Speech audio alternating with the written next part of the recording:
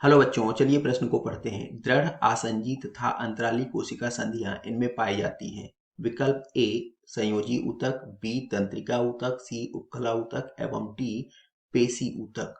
इस प्रश्न की मुख्य अवधारणा यहाँ पर दिए गए 3 विशेष प्रकार की संधियां, जिनमें नाम दिए हैं दृढ़, फिर आसंजी और तीसरा अंतराली कोशिका संधियां।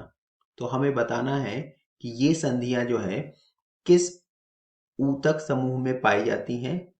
अगर हम इन संधियों के बारे में बताएं तो ये तीनों ही संधियां जो हैं ये उपकला ऊतक में देखने को मिलती हैं। अब सबसे पहले ये संधियां होती क्या हैं? तो संधियां दो ऊतकों को जोड़ने का काम करती हैं।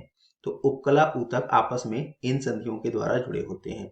अगर हम इनके कार्यों को देखें तो पहला दृढ़ संधि, ये पदार्थों को बाहर निकलने से रोकने का कार्य करती है। दूसरा आसंजी संधि, ये दो कोशिकाओं के कोशिका द्रव्य को जोड़ने का कार्य करती है। और तीसरा अंतराली संधि, तो ये जो है कुछ आयनों और छोटे अणुओं इनके स्थानांतरण में सहायता करती है। तो अगर हम विकल्पों को देखें तो पहला विकल्प संयोजी ऊतक, यह गलत होगा। दूसरा तंत्रिका ऊतक, यह भी गलत होगा।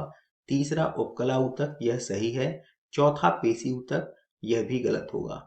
अतः दिए गए प्रश्न का सही उत्तर विकल्प सी उपकला ऊतक है। आशा करते हैं आपको समझ आया होगा। धन्यवाद।